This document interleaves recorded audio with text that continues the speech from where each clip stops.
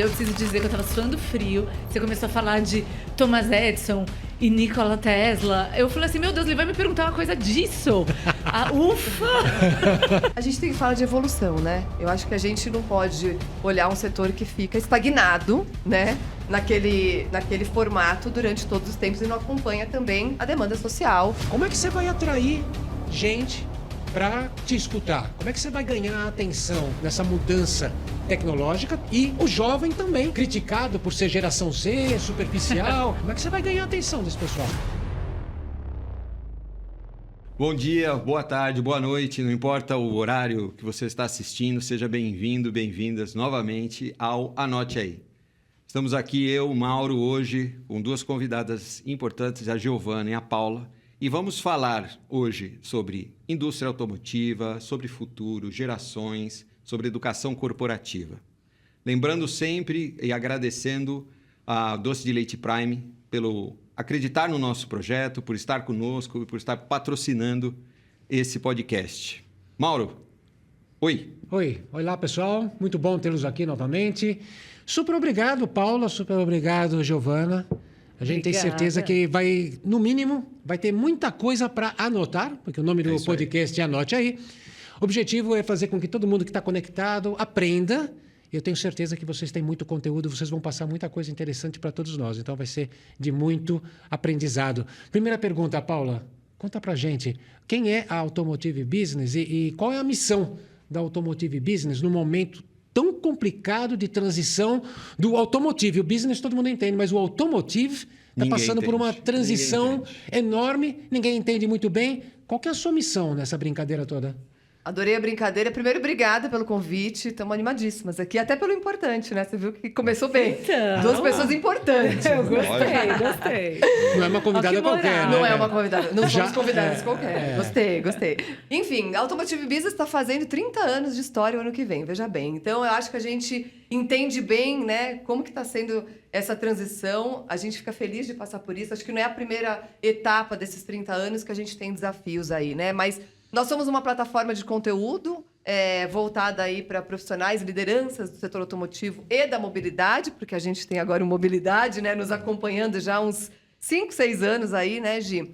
E a gente tem a missão, na verdade, o propósito hoje de elevar o conhecimento de profissionais do setor para que eles tomem decisões muito mais assertivas nesse momento de transição e que tenham um impacto positivo, tanto no setor quanto na sociedade. Ó, que bonito. Ficou bonito. Ficou isso, bonito, nossa. né? Então, Esse pois é. pitch de 30 segundos. Pitch de 30 segundos, preparadíssimas.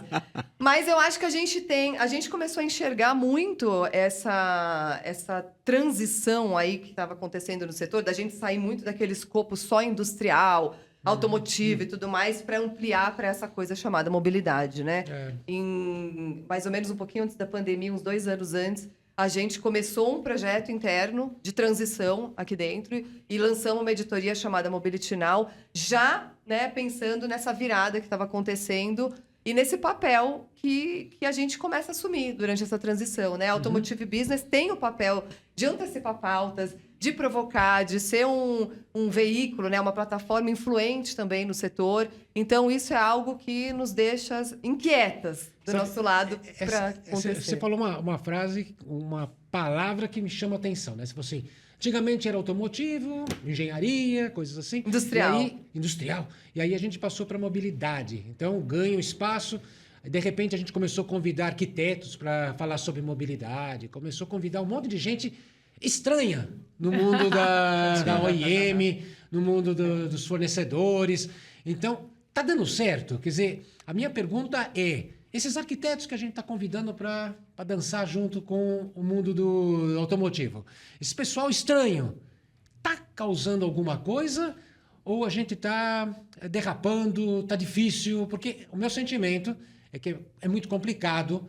A palavra é bonita, falar que isso é mobilidade é bacana, é politicamente correto, mas está funcionando, está engrenado isso daí? A gente tem que falar de evolução, né? Eu acho que a gente não pode olhar um setor que fica estagnado, né? Naquele formato durante todos os tempos e não acompanha também a demanda social, né? A demanda global que tem acontecido. Eu vou deixar até a Gi falar um pouco sobre isso, mas o interessante é que quando a gente fez o nosso projeto lá atrás de mobilidade, fazer essa transição aqui dentro também, da gente começar a ampliar o nosso escopo de cobertura e tudo, a gente colocou, né, nesse nosso estudo, o carro sendo visto ali no centro como um vilão. Né? É muito interessante isso, porque de fato é assim que ele começa a ser visto agora, né? Sim. O carro parece que o produtão lá ele é o vilão, ele é poluidor, né? Ele tem todos esses problemas. E quando você fala de mobilidade, você tem um outro escopo, né? Porque a mobilidade ela é coletiva, ela, né, pensa no meio ambiente. Então a gente começa a ter um outro olhar também, né? Que é o desafio hoje, acho que, da nossa cadeia como um todo. Mas, Gi, conta aí. Fala um pouco você também sobre tudo isso. Pessoal, prazer enorme estar aqui. Com certeza, acho que olhar para a mobilidade, né? Claro, tem a parte, como você falou, né, Mauro, que é um pouco greenwashing às vezes, né? Mas no fundo, quando a gente fala de mobilidade, é simplesmente olhar muito mais a necessidade das pessoas, da sociedade, do consumidor, as necessidades de mobilidade do que a necessidade da indústria, né? A indústria sempre tem a necessidade de produzir mais, mas aí a gente parte de uma provocação de pensar em novas soluções, de pensar em novos usos, novas formas de atender essa necessidade. Um movimento que a gente tem visto, por exemplo, nos últimos anos, é as próprias montadoras criando suas frentes de negócio de aluguel e assinatura de carro, né? Porque a gente tem visto que a posse não é um modelo definitivo e necessário e que todo mundo quer. Então, eu acho que essa multiplicidade vai sendo incorporada pela indústria e a gente começa a ver uma diversidade de soluções que é super interessante. Giovana, eu tinha uma pergunta para você, né? E eu sou físico, agora você contou para mim também nos bastidores que o seu irmão é físico. Sim, grande respeito por físicos. Grande respeito, admiro muito. E legal que físicos são como mico-leão dourado, né? Devem ser protegidos, porque são tão poucos. Concordo. Eu vou trazer Obrigado. o Ibama. São especiais. Muito obrigado. E aí tem a questão da guerra das correntes, que a gente vê nos documentários. O Tesla brigando com o Edison, corrente contínua versus corrente alternada, e o Edison sempre mostrava a maldade, com uma certa maldade, os perigos da corrente alternada. O tempo passou e hoje tudo, né, todas as nossas casas, tudo é corrente alternada, não era tão perigoso assim. Aí a gente fica vendo o que eu chamo de guerra da propulsão, né, porque os combustíveis. Todo mundo vem com combustível novo. Vem com vem com biometano, vem com biodiesel, vem com corrente elétrica, cada um vem com uma ideia, hidrogênio. E aí debate. mostra também o ponto nefasto. Olha, na mesma maneira que o Edison tentava mostrar que a corrente alternada poderia ser nocivo, tem muita gente que coloca... todo dia você recebe Uma bateria explodindo. Meme de um carro elétrico queimando. Sim. Olha, todo carro elétrico queima, hein? Toma cuidado, pega fogo e tal. Então, como é que você vê essa guerra pelos combustíveis, guerra pela propulsão? Como é que vocês escutam tanta gente puxa a sardinha para um lado, Vocês já para o escolheram outro? um lado, não? Como é que você vê tudo isso? Não podemos contar nosso lado. Vocês escolheram o A lado, gente precisa né? manter a hora de mistério. Neutralidade, né? Mas, Mauro, antes de te responder, eu preciso dizer que eu estava suando frio. Você começou a falar de Thomas Edison e Nikola Tesla. Eu falei assim, meu Deus, ele vai me perguntar uma coisa disso. Ufa! Ela não é física, é o irmão dela. É meu irmão. Bom, é curioso, porque hoje em dia, né, acho que as pessoas ficaram... Esse binarismo, né, existe para tudo na nossa vida, a gente tem visto, tem acompanhado. Acho que as redes sociais, a internet também contribui bastante para isso, né? O tipo de conteúdo que a gente recebe é sempre aquele com o qual a gente concorda. Então, acaba que você vai reforçando uma opinião. O viés, o né? algoritmo. O viés de concordância. Um né? viés radical, assim. E aí é curioso, porque ultimamente eu acho que esses lados, né, começaram a amenizar no discurso, pelo menos. Quando você vai numa conversa mais oficial, durante uma entrevista, é sempre uma coisa mais amena. Não, acho que tem espaço para todo mundo, tem que conviver, mas o biocombustível no Brasil, né, tem que ser favorecido, porque é algo nosso e é sustentável e tudo mais. Mas, por outro lado, aí você conversa nos bastidores, a coisa é muito mais radical assim. Aquecida.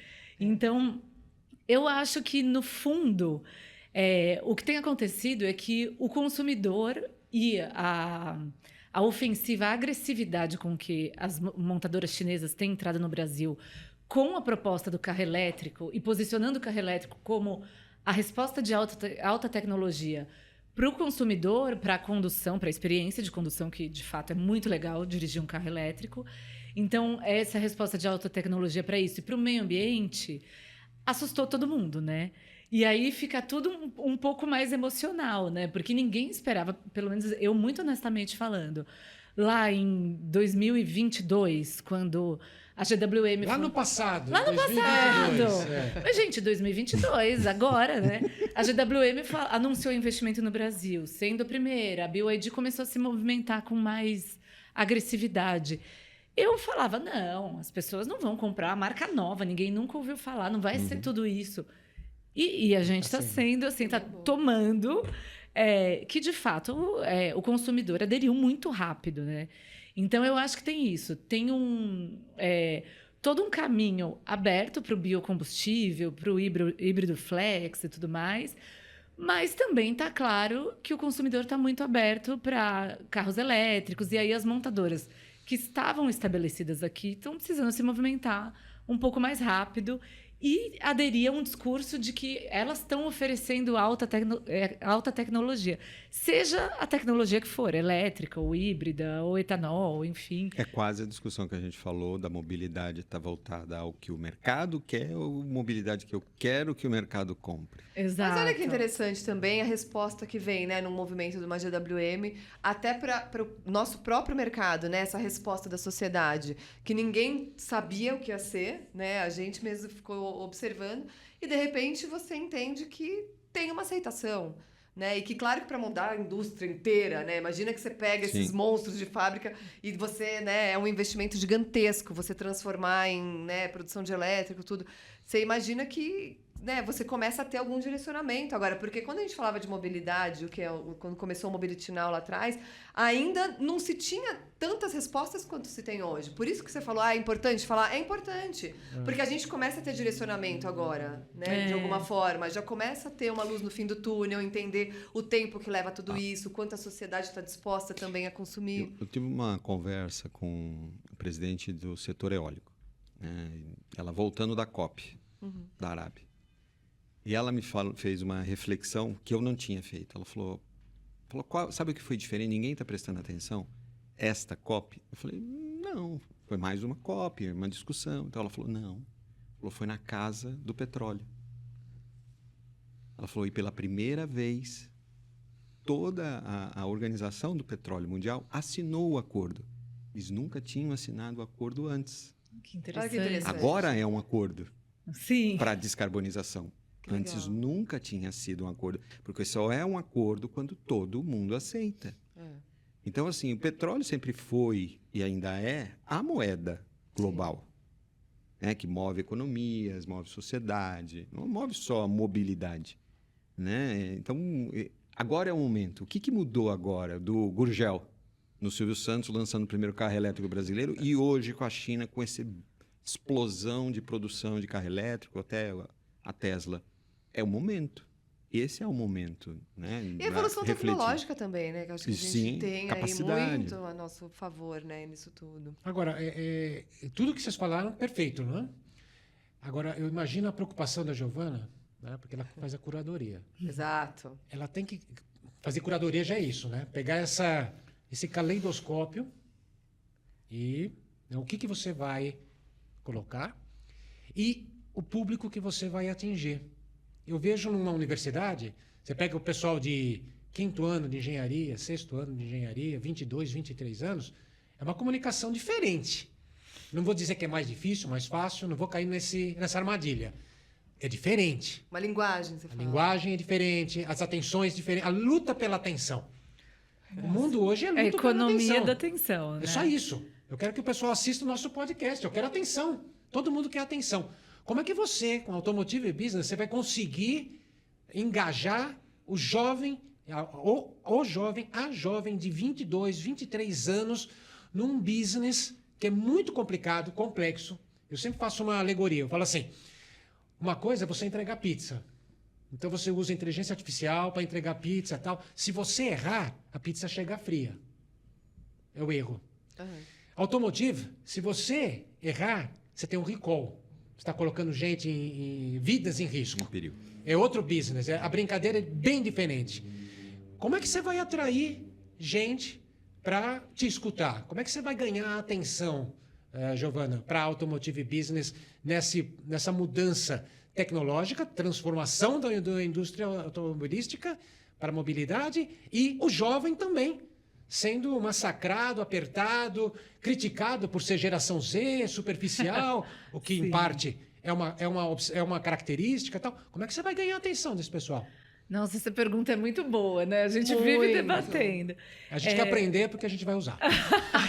Quem dera eu tivesse essa Mas é um bom processo, né? Porque acho que a gente está querendo a gente também essa dica. Essa também jornada, anota. acho que é essa nossa faz uns 10 anos quase, né? Sim. Pensando nisso e testando. É curioso, porque como nós somos um veículo de comunicação que fala com um público que, em teoria, né, na sua maioria, é um público que tem um interesse profissional em nos acompanhar, então a gente, né, como a Paula bem trouxe no começo, nosso posicionamento é trazer uma informação de valor para você que atua nesse segmento.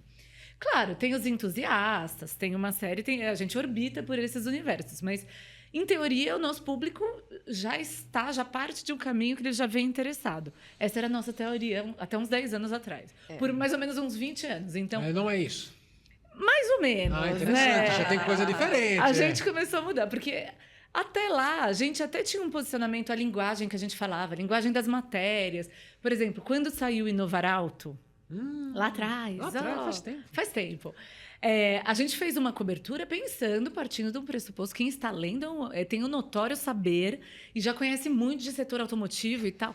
E aí a gente começou a observar a movimentação. Quando saiu Rota 2030, por exemplo, uns anos depois, não, as pessoas querem entender. Por exemplo, não necessariamente você é alguém envolvido demais naquele processo. Às vezes é uma pessoa do RH, do marketing, que não está imerso. E você quer alguém que, olha, aqui está o beabá, né? A gente leu, a gente olhou, a gente conversou com especialistas, então tá aqui. E aí a gente começou a entender que a gente precisa trazer um conteúdo mais explicativo, então que seja essa coisa que onde eu vou consultar para saber o que está acontecendo, para entender. Então, às vezes, ter aquele, né, que talvez até uma matéria um pouco mais longa, mas que explique, que a pessoa veja esse valor. E também tá onde as pessoas querem nos ler. Não adianta esperar. A pessoa vai lá e assinar nossa newsletter porque ela entende que nós somos brilhantes. Não, às vezes ela está no Instagram e é legal ela ter lá um carrossel que vai explicar uma coisinha para ela. Ou ela quer receber em outros canais. Ou ela está no LinkedIn navegando e aquilo, uma notícia nossa, compartilhar um conteúdo nosso, ajuda ela a construir a autoridade profissional dela. Então, a gente vai entendendo as necessidades das pessoas que nos leem e tentando atrair, de fato, esse público mais jovem que, com certeza, tem muita gente aí que curte esse universo, que se interessaria em trabalhar, até na nossa frente de diversidade e inclusão, que é algo que a gente trabalha muito, de entender de como trazer pessoas que, às vezes, não foram criadas, né, nessa cultura automotiva, mas têm lá uma paixão e tudo mais, como trazer e fazer essas pessoas nos lerem. O mercado automotivo está diverso? O mercado automotivo não está muito diverso. A gente poderia estar melhor. E eu vou expandir, não só em equidade, né, mulheres, homens, gênero, mas diversidade, idade. Né? Assim, é inovação. Os mais velhos estão preparados para as novidades e os mais jovens estão preparados para se moldarem a um mercado tão tradicional? E transformarem esse mercado? Essa é uma discussão interessante. Mas eu queria até complementar um pouco o que a gente estava falando, né? Que foi um desafio gigantesco para a gente como mídia, né? Se reposicionar nesse sentido. Porque eu acho que tem um trabalho, não só de curadoria brilhante da Gi, né? A Gi, obrigada. Maravilhoso. Né? Acho que a gente entregou um evento semana passada, né? Que mostrou muito isso. O ABX24, acho que trouxe muito Sem dúvida, né? Acho que esse posicionamento novo e como que a gente atrai um público mais jovem e faz esse mix, né, de todos. Mas existe também um trabalho que a gente fez durante esse tempo todo muito de marca, né? Porque a gente entende que o jovem hoje, ele se identifica muito com marcas que carregam os valores deles também, né? Então, quando a gente fala de diversidade, que a gente vai entrar nisso agora um pouco, isso foi uma pauta que pra gente também foi muito desafiadora quando a gente lançou. E que pra gente tinha tudo a ver com os nossos valores, e eu acho que isso também começou a abrir portas. Não só de diversidade, mas falar de liderança, a gente trazer pautas estratégicas que abrem um pouco e ter um movimento nosso de construção coletiva de conhecimento, porque os veículos, eles têm ainda, por si, algo na raiz, né, de terem, né, a verdade deles, o conteúdo deles, e você não se abrir muito, né, para o amiguinho do lado.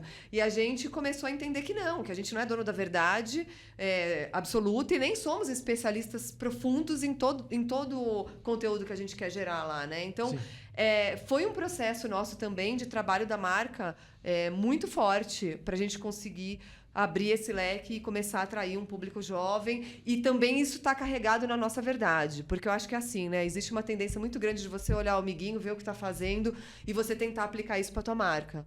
E não é exatamente o jeito que você vai conseguir carregar, né? Então, falar de diversidade, isso está na nossa essência, na nossa raiz, na nossa verdade. Começou muito pela questão de gênero, que hoje em dia ainda é muito desafiadora, já respondendo uma parte, né? A gente está desde 2017 mapeando a diversidade no setor, começando pela presença feminina, e a presença feminina ela se manteve a mesma desde 2017. A gente não mudou esse número. 20%. 20%. Oscilando, né? É o mesmo. O mesmo. Desde 2017. É o mesmo. Não mudou nada. É só o washing. Não, eu assim, acho que tem ações importantes. E fica difícil a gente falar, olha, vamos ser politicamente corretos e não falar. É washing, gente, desculpa. Mas eu acho que assim, tem um vamos movimento trabalhar, importante. mas não, efetivamente não ocorre.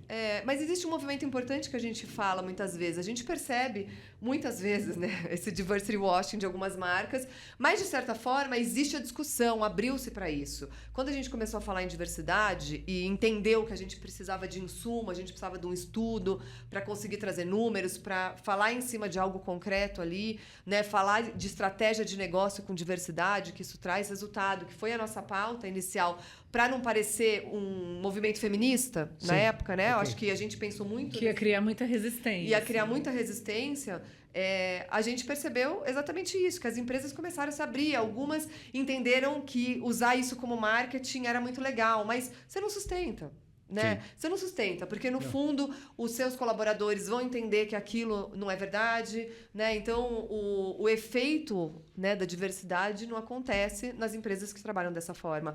Mas a gente entende sim que existe uma evolução de discussões, de empresas, né, acho que se movimentando, se posicionando, começando com uma influência muito grande, claro, e pressão de matrizes, né, a desenvolver mais rápido ações aqui, a terem políticas, né, afirmativas desenhadas. Então, eu acho que a gente teve um movimento nesses últimos tempos muito forte e influente, que é aí que a gente fala de ser uma marca influente, de levar uma pauta que todo mundo tinha a porta fechada na época, Sim. né?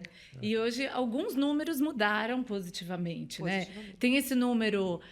se a gente olha no quadro geral de colaboradores do setor automotivo, aí a gente está falando de montadora, autopeças, concessionárias e tal. Mulher é em torno de 20%. Mas...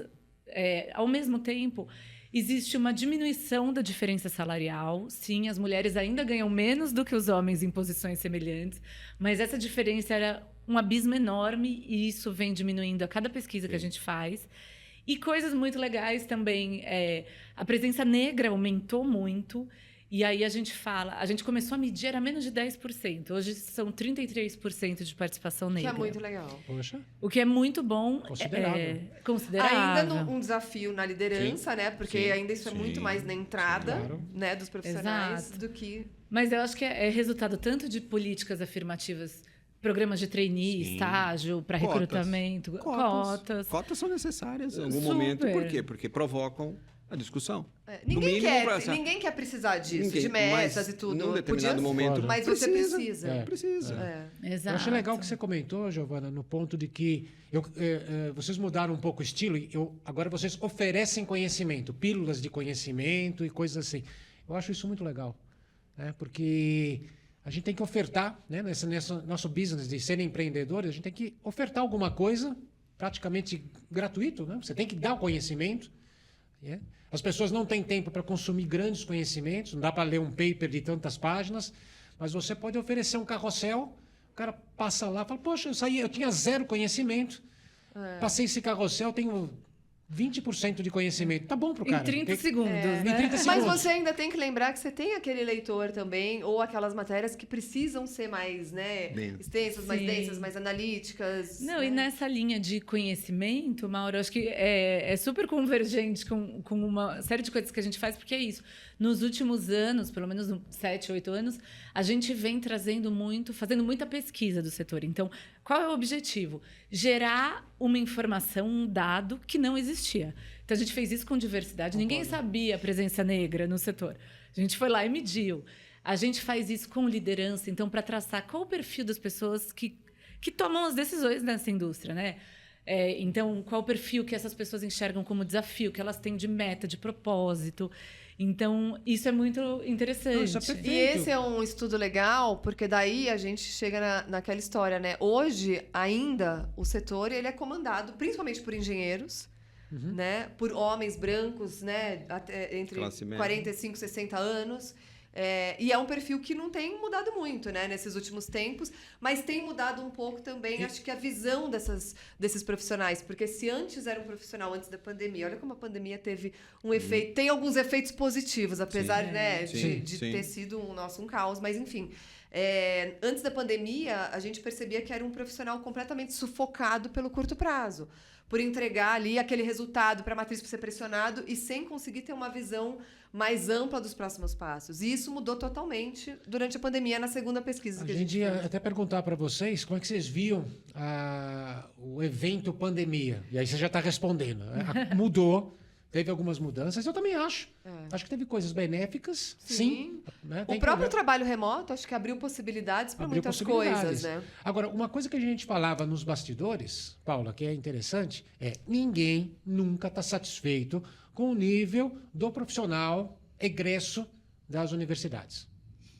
Né? Então, isso faz muitos anos. O engenheiro não está bom, eu tenho que treinar... O foca, o jornalista que chega, não está bom. Nunca está bom.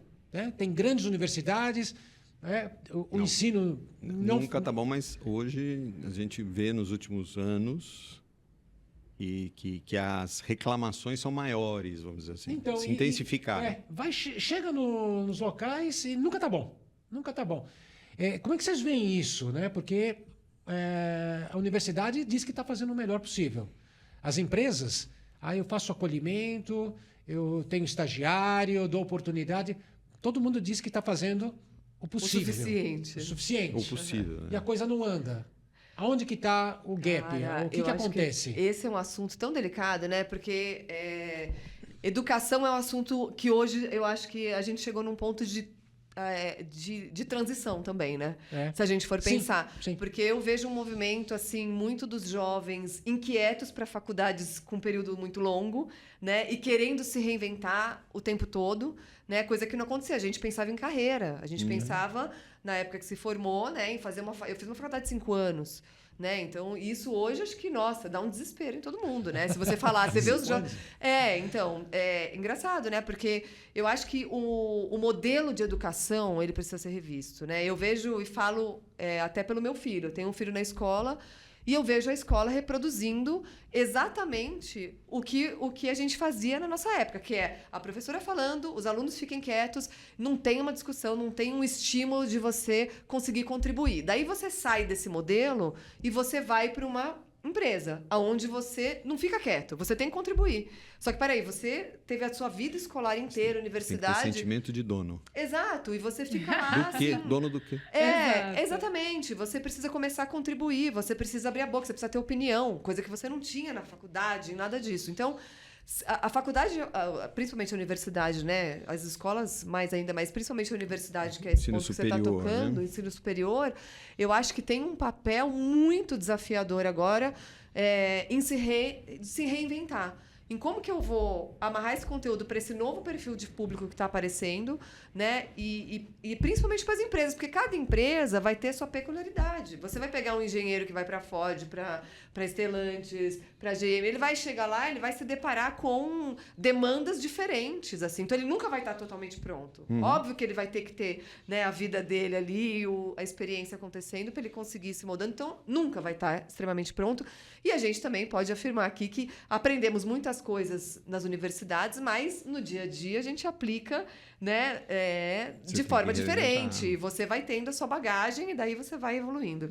Mas eu acho esse assunto de educação, vocês são mais especialistas que a gente, até para dar essa resposta. Mas é A gente interessante. está sempre aprendendo também. Porque as empresas, né, o objetivo é dar lucro, não é filantropia quando a gente fala de empresa. Mas, no fim das contas, também faz parte de, né, deveria ser, né, e muitas no posicionamento do discurso trazem isso, deixar um legado positivo nas comunidades em que atuam, na sociedade. Então, é muito interessante, até quando você vê quando uma grande empresa chega em alguma região, né, o impacto que tem em formação de profissionais, em recrutamento, o impacto que tem na educação da região. E a indústria automotiva tem esse legado, né, de ser uma indústria que forma bons profissionais, que paga bons salários, que tem uma cultura até por questões sindicais e tudo mais. Então, eu acho que o setor automotivo tem um papel e uma relevância de contribuir muito com a sociedade, agregando e contribuindo nessa formação de pessoas. E aí seria importante a gente sair um pouco da cultura só engenheira e ir um pouco para a cultura das habilidades mais emocionais, mais humanas, que isso é necessário em qualquer carreira. A gente né? pode Total. pedir para todo mundo anotar isso daí? Porque, não, Pode, total, o foco né? nosso é o anote aí. Ou seja, que termine o episódio e as pessoas ficam com uma, sei lá, alguma coisa no cérebro, uma inquietação. Né? E eu acho que isso que você está trazendo tem essa relevância. Né? O setor automotivo, a gente viveu no setor automotivo, eu tive a oportunidade de sair do setor automotivo e viver um outro setor e não vi na indústria, por exemplo, eólica, ainda esse legado que você falou do setor automotivo. Existe um legado social de desenvolvimento, mas não existe um legado, por exemplo, educacional de transformação das pessoas e da sociedade no setor educacional, por exemplo, como ocorre na indústria.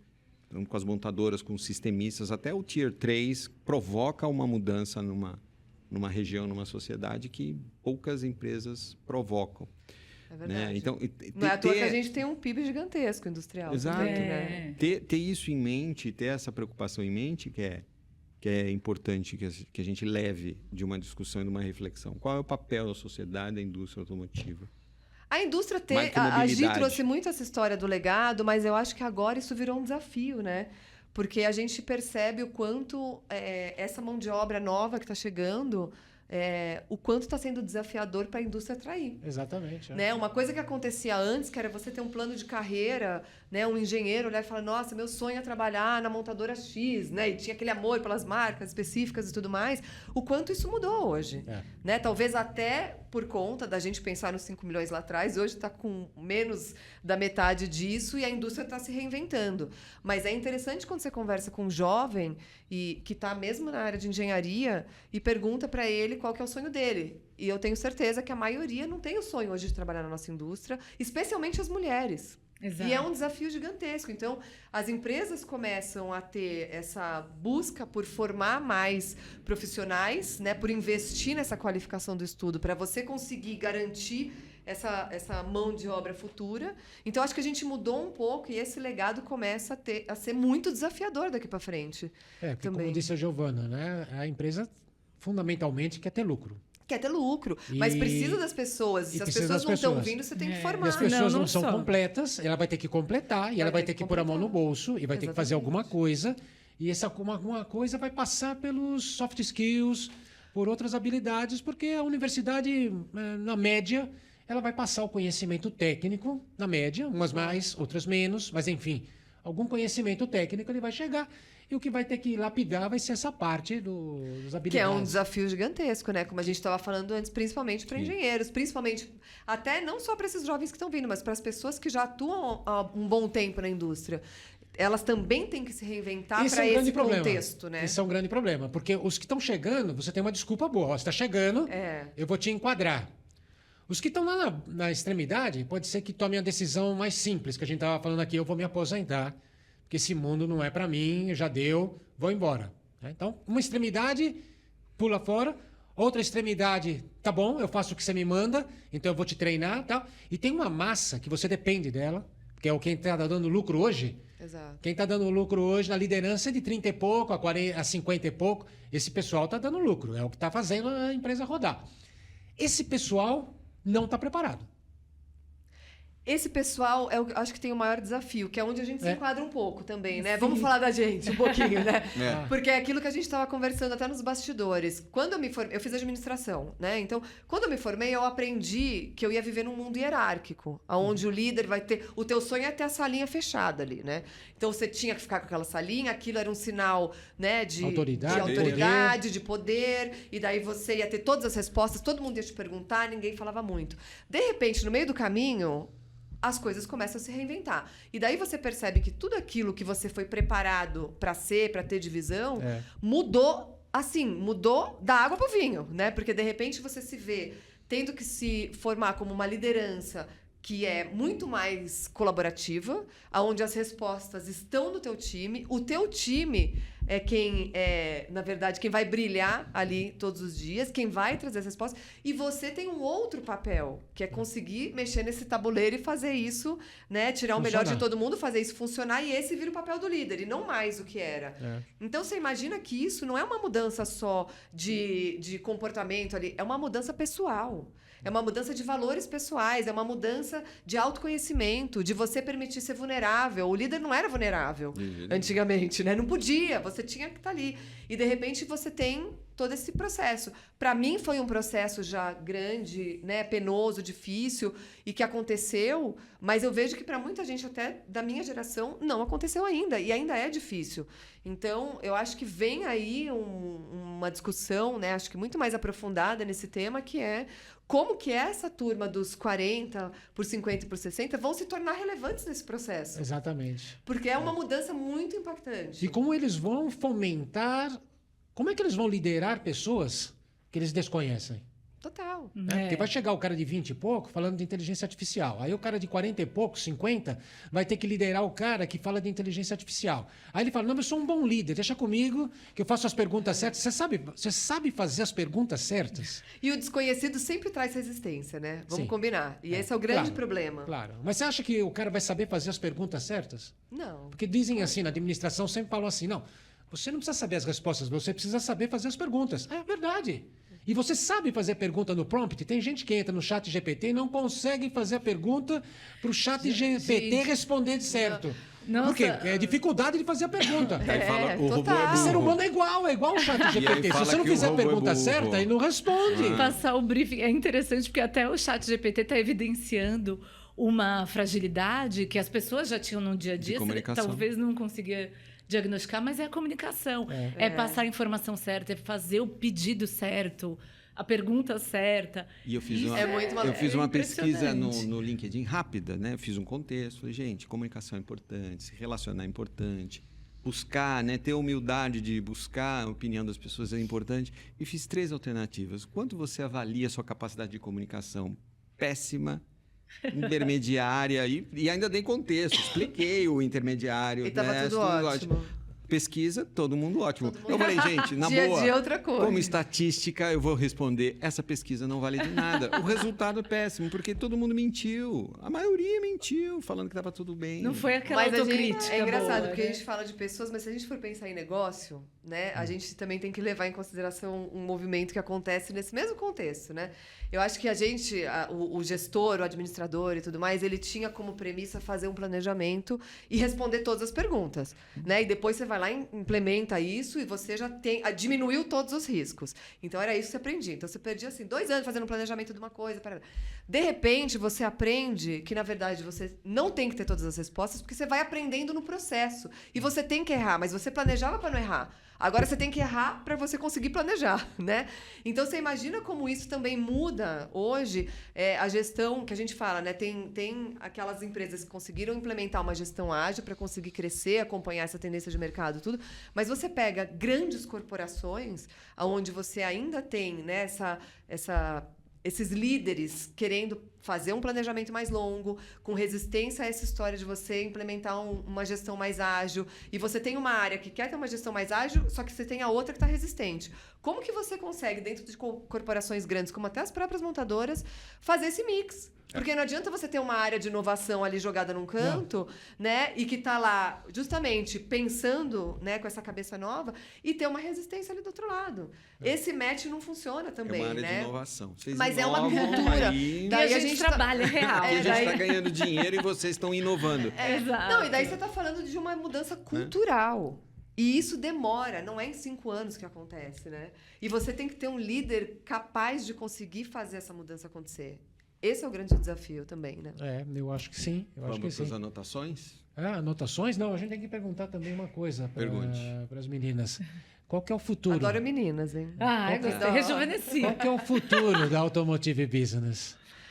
Uma pergunta legal, O futuro hein? é engraçado a gente Boa. pensar em futuro, porque tem vários futuros. Tem o futuro que a gente vê daqui 5 anos, tem o futuro daqui 10, daqui Cuidado, 20, tem né? que- Futuro E a a 5 é gente longo Tem prazo. que aprender com os erros e planejar. Que é isso, né? Não dá pra gente falar preciso São ali, porque a futuros. gente vai se moldando Tem que- junto com a sociedade, né? Isso. Com as coisas. A gente tá nesse processo também. Mas eu acho que a gente tem automotive business, né? Eu acho que uma raiz nossa muito importante, que é além da gente ter essa parte toda de conteúdo, informativa, a gente também tem muito... a gente gera muitas conexões e a gente tem muito esse papel de fomentar negócios também dentro da indústria, né? Então, a gente traz muito essa camada a mais, né? Que além de a gente trazer o conteúdo, a gente também... É um campo ali onde muita coisa acontece. Então, a gente se vê muito sendo esse hub, né, de soluções para o setor, onde você tem a parte de conhecimento, a parte informativa, mas você tem ali a parte de conexões, você tem a parte de negócios, você tem a parte onde você tem educação acontecendo lá dentro. Então, eu acho que a gente vai indo muito nessa direção, né, de conseguir ser esse campo aonde a gente atende as necessidades do setor, mas sempre em conexão com isso que a gente traz na nossa alma, que é essa transformação positiva, né, e que tem um impacto social importante também, né? A gente carrega muito, acho que essa missão aí junto com a Acho gente, que né? a gente vai descobrir exatamente as roupagens ao As longo do roupagens, tempo. Mas acho que a raiz, o coração é esse, né? Esse. É oferecer conteúdo, informação, gerar encontros relevantes dentro desse setor. Dar protagonismo para as pessoas. Eu acho que a gente tem muito isso na nossa essência aqui, né? Então, é querer resolver esses problemas, resolver esses encontros, né? No próprio ABX, a gente cria rodadas de negócio, a gente cria movimentos lá dentro para que as coisas aconteçam, né? Porque a gente está num Brasil gigantesco, né? E numa indústria gigantesca, então existe essa carência também, né? O que a gente mais ouve hoje é: nossa, eu queria tanto contratar pessoas mais... usar um pouco mais de diversidade na empresa, contratar pessoas pretas, ou LGBT, ou tudo mais, mas não acho. E daí a gente fala, a gente tem que ser esse hub que as coisas se encontram, entendeu? Porque tenho certeza que tem muita gente LGBT, preta, 50 a mais. Querendo- Buscando emprego. Buscando Então a espaço gente sem quer ser conseguir. esse hub dos Exato. matches, assim, acontecendo. O Isso aí. tanto que vai acontecer aí dentro, a gente não sabe. Daí a gente vai caminhando Com qual junto. carinha a gente vai entregar isso, mas a gente descobre. Você ia perguntar o que tem que anotar? É isso? É. Então vamos lá. O que vocês gostariam que o pessoal anotasse dessa nossa conversa Uma aqui? dica. Dicas. Nossa, é difícil. Eu acho que, num contexto geral, eu sinto que a indústria está em transformação, a sociedade está em transformação e as pessoas precisam estar abertas também para isso. E é aquilo que a gente fala, o de sempre, lifelong learning, né? A gente tem que estar eternamente aprendendo, né, com tudo. E eu sinto que as pessoas têm muitas resistências para isso, né? Parece que você terminou uma faculdade, terminou aquilo e você não tem que estar aberto para outros aprendizados. Então, eu anotaria muito isso. Se você quer continuar se desenvolvendo, sendo relevante, né, e desenvolvendo uma carreira legal, seja no setor ou em qualquer outro lugar, aprenda a se abrir para novos conhecimentos e para acompanhar e caminhar junto com essas necessidades da sociedade que estão surgindo. Eu acho que um pouco nessa linha de pessoas, de conhecimento, uma coisa que a gente não falou muito, que é inclusive uma pesquisa que a gente fez, que é sobre ESG, né? Governança ambiental, social e corporativa. E uma das conclusões dessa pesquisa, a gente mediu como está no setor automotivo, é que as empresas dizem, estamos caminhando, está tudo ótimo, maravilhoso, Mas a preocupação mesmo, se você espreme toda a informação que a gente coletou, é a descarbonização, que no fundo é meta, inclusive é legislação. Então é o mínimo. E um calcanhar de Aquiles é a governança, justamente essa parte ética que a gente viu recentemente. Tem escândalos no setor automotivo, o Dieselgate da Volkswagen, o ex-presidente da Renault-Nissan, o Carlos Ghosn. Virou até um documentário. É interessante, inclusive. Uma boa dica. Uma boa dica. Mas então, a gente sabe que sempre tem margem para melhorar a ética, a governança, toda essa parte nas empresas e nas nossas carreiras. E uma coisa que eu acho que me preocupa pessoalmente quando eu olho é que a gente está vivendo num momento em que grandes referências de lideranças corporativas têm falhas éticas gigantes, né? Quando a gente olha toda a discussão... muitas atitudes do Elon Musk. No Brasil, a gente teve um CEO recentemente falando que mulher não deve ser CEO. Inclusive, fiz um artigo interessante sobre isso. Eu vi. Fica o convite, anota aí. Anota aí. Da Paula Braga. Anote aí. E aí, então a gente vê que pessoas começam a ser muito admiradas por construir negócios grandes, imponentes, relevantes nos seus segmentos, com falhas éticas horríveis. Como que a pessoa se apresenta e tem coragem de falar que mulher não deveria ser CEO? Então, eu acho que, de repente, a gente olhar um pouco mais para isso também, individualmente, e no nosso entorno, como melhorar e elevar um pouco esse sarrafo aí, porque a gente tem muito a construir. Você tocou num ponto. Fala-se muito de ESG, sustentabilidade, se foca na questão ambiental, um pouquinho na social, e se esquece que existe uma coisa essencial numa organização que é governance. Exatamente. Aí... Inclusive, todos esses conteúdos que a gente citou aqui estão no nosso site. Anote aí também. Todos esses estudos completíssimos. Assim, muito bem, senhor Mauro. Acabou? Vocês gostaram? Eu adorei. Pode me convidar de novo. Sim, claro. Já vai cair na lista. Já 2025. Tá bom, muito vai obrigado. Renovando anualmente. Muito obrigado pelo tempo de vocês. Aproveitando para encerrar, né? Falar um pouco das nossas empresas também. Nós estamos aqui no podcast, mas também somos dois aventureiros, né? O Mauro com a Big Learning, eu com a Maturos, trabalhando sempre nessa linha da gestão, da melhoria contínua, das pessoas, da formação, da educação continuada, no lifelong learning, que é isso que nós nos propusemos, né? Trazer a experiência de campo, promover esses debates, esses encontros aqui, né? numa mesa de conversa, né? E a gente agradece a recepção de vocês para trazer a gente aqui, conversar, ceder o espaço, mas também levar isso para dentro das organizações, né? Esse aqui é uma isca de tudo que pode ser refletido dentro das organizações. Mas se estivesse tudo resolvido, ninguém estaria procurando respostas. E um dos princípios é pedir ajuda, pedir apoio, pedir um pouco de experiência, né, para levar essas respostas e acelerar o crescimento, seja de qual for a indústria, de qual organização.